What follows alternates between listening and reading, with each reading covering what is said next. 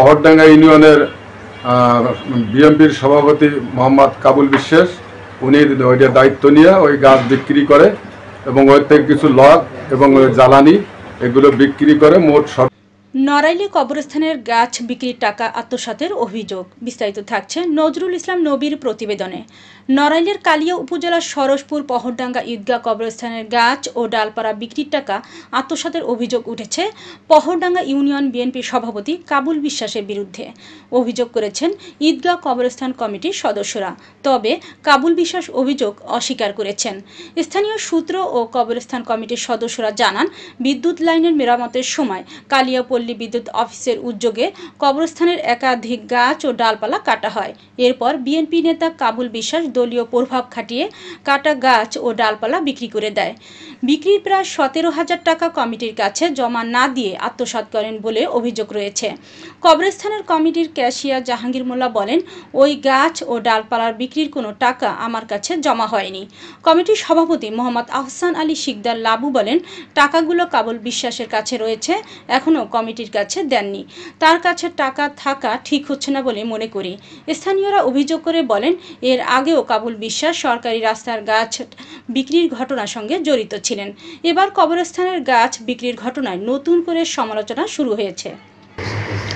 আমি যতটুকু জানি যে কিছু টাকা গাছের যে টাকা সে টাকা সম্পূর্ণভাবে পাওয়া যায় না। আচ্ছা, যেখানে বিক্রি করছে ব্যাপারীরা পুরো টাকাটা দেয় না। আচ্ছা, জি, পুরো টাকাটা দিলে তহবিলে জমা হয়।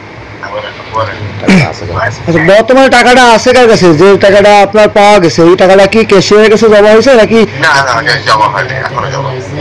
ওটা কি আপনার কাছে আছে নাকি অন্য কারোর কাছে? ওই টাকাটা এখনো জমা হয় নাই, ক্যাশও জমা হয় নাই, আমার কাছে হয় নাই। টাকাটা পরিপূর্ণভাবে পাইলে কাবুল আমাদের কাছে ক্যাশিয়ারের কাছে জমা দেবে। আচ্ছা আচ্ছা, মানে ওই টাকাটা কাবুল বিশ্বাসের কাছে আছে, তাই তো ভাই? হ্যাঁ, এখনো আছে। আচ্ছা, উনি কি আপনাদের ঈদগাহ কবরস্থান কমিটির কোনো সদস্য বা কোনো পদে আছে কিনা? আচ্ছা, উনি আমার জানা মতে নাই। আচ্ছা, নাই। কিন্তু এই যে আহসান আলী শিকদার উনি বলছে যে মুঠোফোনে ওনার বক্তব্য নিয়ে আছে, উনি বলছে যে টাকাগুলো কাবুল বিশ্বাসের কাছে আছে, অর্থাৎ আপনার কাছে।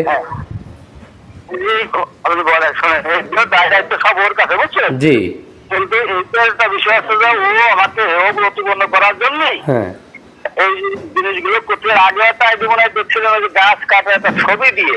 জি, সেটা মনে পাইছিলেন নাকি জানি না। হ্যাঁ, আর এটা আছে 17,000 টাকা আত্মসাতের যে বিষয়টা। আত্মসাতের শোনেন, ঈদগাহ কবরস্থান, জি, মসজিদ, মাদ্রাসা, তাই না?